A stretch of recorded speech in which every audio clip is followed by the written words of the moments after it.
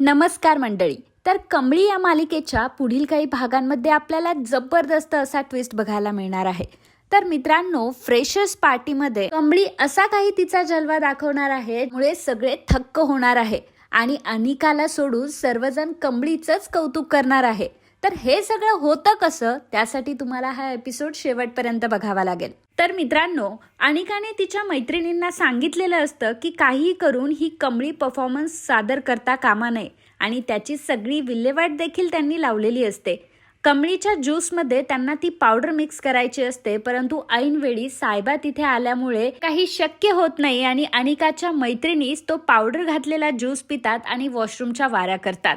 आता हे जेव्हा अनिकाला समजतं तेव्हा अनिकाला प्रचंड राग आलेला असतो की ही कमळी प्रत्येक वेळी कशी सुटते आणि आपण हिच्या विरोधात कुठलाही प्लॅन रचला तरी तो आपल्याच विरोधात कसा काय काम करतो. अनिका खूप चिडलेली असते. अनिकाचा तो चिडलेला चेहरा बघून कामिनीला काहीतरी गडबड वाटते. मग कामिनी लगेचच अनिकाजवळ जाते. अनिकाला ती विचारते की काय झालं अनिका, तुझा चेहरा असा का पडलाय. तेव्हा अनिका म्हणते की काय करू मग मी सगळं जे काही करायला जाते त्या सगळ्यामध्ये ती कमळी मात्र यशस्वीच ठरते. तिला प्रत्येक वेळी पाडण्याचा प्रयत्न करते, परंतु ती मात्र उभीच राहते. मला आता कंटाळा आला या सगळ्या गोष्टीचा. हे सगळं माझ्याच बाबतीत का होतं मला खरंच कळत नाहीये. तेव्हा कामिनी म्हणते की अनिका, तुला चिडचिड करण्याची काही एक गरज नाही. आता यानंतर तुझा परफॉर्मन्स असणार आहे. तू फक्त तुझ्या परफॉर्मन्सकडे लक्ष दिलं पाहिजे. ज्या कमळीचं काय करायचं ना, आता मी तुला सांगते. अजूनही त्या कमळीचा परफॉर्मन्स बाकी आहे, त्यामुळे आपल्याला बरंच काही करता येऊ शकतं. अनिका विचारते की म्हणजे आपल्याला काय करायचंय. तेव्हा कामिनी अनिकाच्या हातामध्ये पेनड्राईव्ह देते आणि तिला सांगते की जेव्हा कमळीचं गाणं लागेल त्यावेळी तुला गाणं बदलायचं आहे. म्हणजे कमळीने आतापर्यंत ज्या गाण्यावर तिने डान्स बसवलाय, ज्या गाण्यावर ती परफॉर्मन्स सादर करणार होती, ते गाणं आता तुला चेंज करायचं आहे आणि त्याच्याऐवजी कुठलं तरी हिंदी सॉन्ग लावून द्यायचं आहे. हे करून ऐनवेळी स्टेजवर कमळी तोंडावर पडेल. आता फक्त आणि फक्त तू तुझ्या परफॉर्मन्सकडे लक्ष दे आणि तुझा परफॉर्मन्स व्यवस्थित पार पाड. तर अनिकाचा परफॉर्मन्स सादर होणार असतो. अनिका स्टेजवर जाते. सगळेजण अनिकाला चीअरअप करत असतात. सगळेजण अनिकाच्या नावाने ओरडत असतात. सगळेजण अनिकाला ऑल द बेस्ट म्हणत असतात. ते बघून अनिकाला खूप छान वाटत असतं की सगळं कॉलेज मात्र आपल्याच मागे आहे, आपल्याच ताब्यात आहे आणि सगळे आपल्या इशाऱ्यावर कसे नाचतात हे अनिकाला दिसत असतं. त्यामुळे अनिका स्वतःहून खूपच खुश होत असते.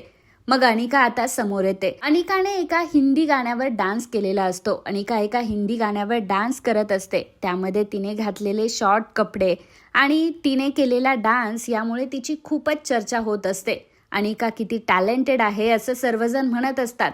अनिकालाही ते कळत असतं. अनिका तिचा डान्स पूर्ण करत असते, परंतु होतं असं की अनिकाला मध्येच काय होतं काय माहिती.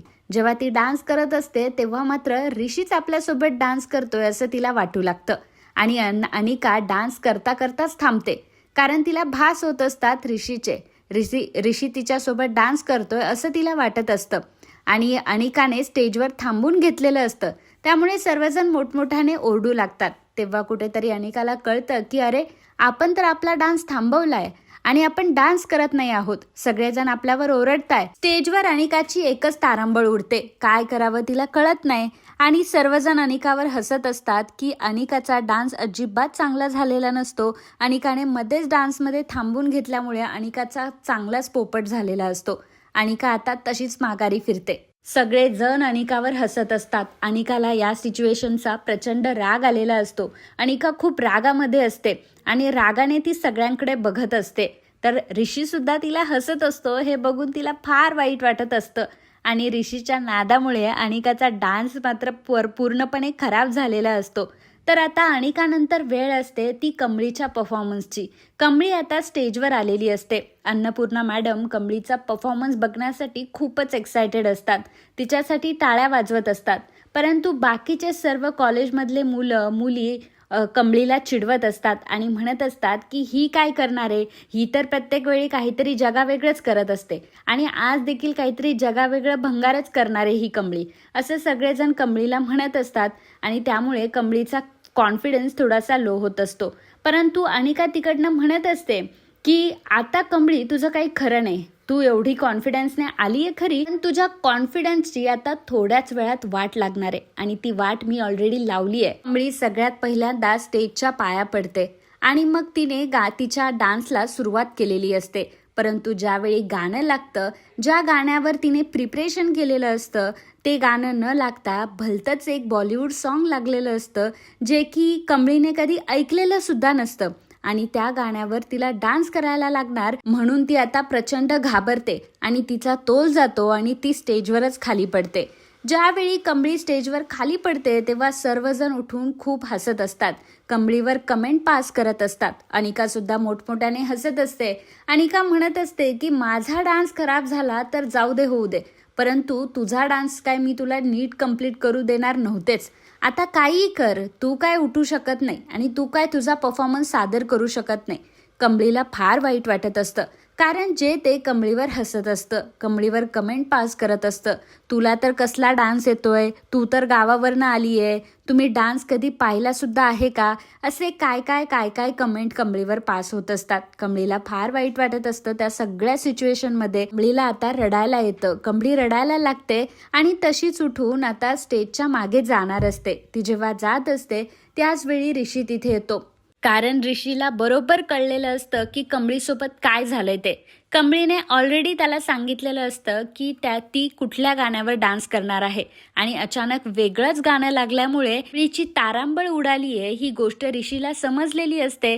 त्यामुळे ऋषी तिथे येतो आणि कमळीला म्हणतो की कमळी डोंट वरी, मी आहे ना, मी सगळं मॅनेज करतो. असं म्हणतच त्याच्या हातामध्ये जो माईक असतो तो माईक आता तो त्याच्या फोनला लावतो आणि त्याच्या फोनमधूनच तो गाणं प्ले करतो.